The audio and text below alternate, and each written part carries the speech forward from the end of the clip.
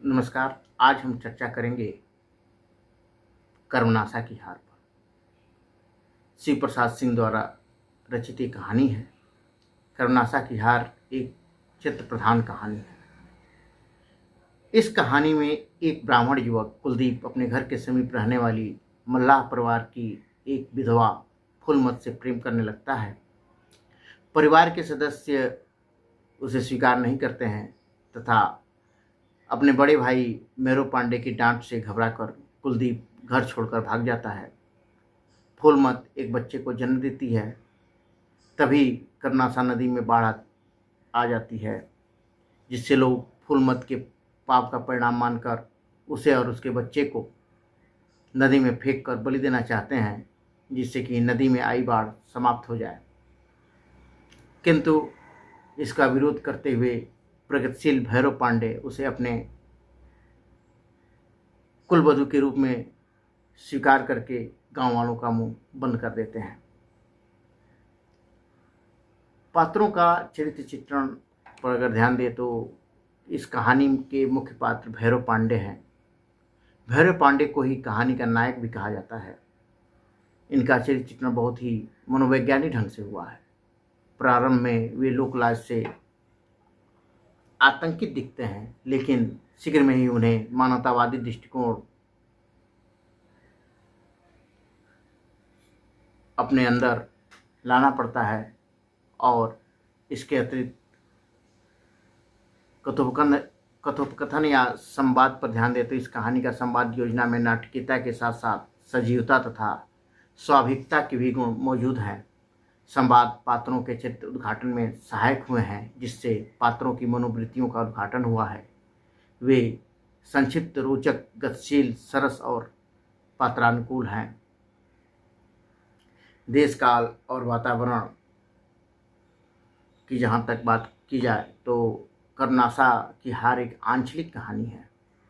इस कहानी में स्वाभाविकता लेने के लिए वातावरण की सृष्टि की ओर विशेष ध्यान दिया गया है। एक कुशल शिल्पी की तरह कथाकार ने देश काल और वातावरण का चित्रण किया है। लेखक ने कर्मनाशा की बाढ़ का चित्र ऐसा खींचा है जैसे पाठक किनारे पर खड़ा होकर बाढ़ का भीषण दृश्य देख रहा हो। अगर हम इस कहानी की भाषा शैली की बात करें तो भाषा में ग्रामीण शब्दावली जैसे मानुक, डी, तिताई, दस, बिटवा, चौरा आदि का प्रयोग किया गया है। मुहावरे तथा लोकोक्तियों का भी प्रयोग इसमें देखने को मिलता है। उर्दू शब्दों का भी इसमें समावेश है, जैसे हौसला, सैलाब आदि का प्रयोग से पता चलता है कि इसमें उर्दू के शब्द भी प्रभावी ढंग से अपना काम कर रहे हैं। इस कहानी के फ्लैशबैक में हम देखते हैं तो लेखक फ्लैशबैक की पद्धति का भी इसमें प्रयोग किए हैं। घटनाओं की तारतम्यता को कुशलता से जोड़ा गया है।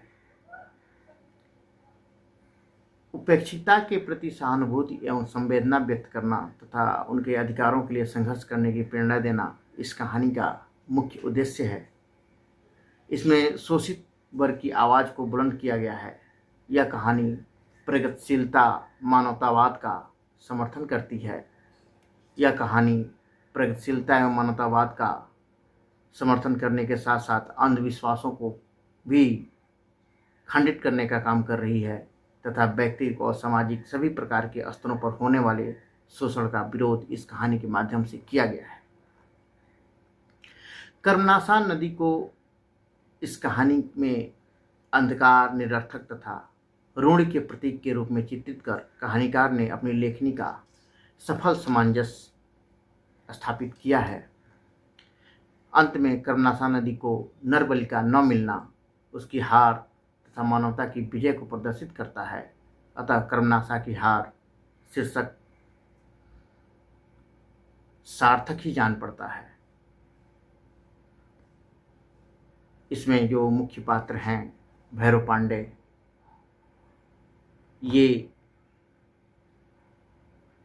रूढ़िवादियों को फटकारने के साथ साथ सत्य को स्वीकार करने की भी साहस रखते हैं, अर्थात शिव प्रसाद जी ने कर्मनाशा की हार में वो सब कुछ किया है जो एक समाज को आगे ले जाने के लिए, अंधविश्वास को दूर करने के लिए करना चाहिए था।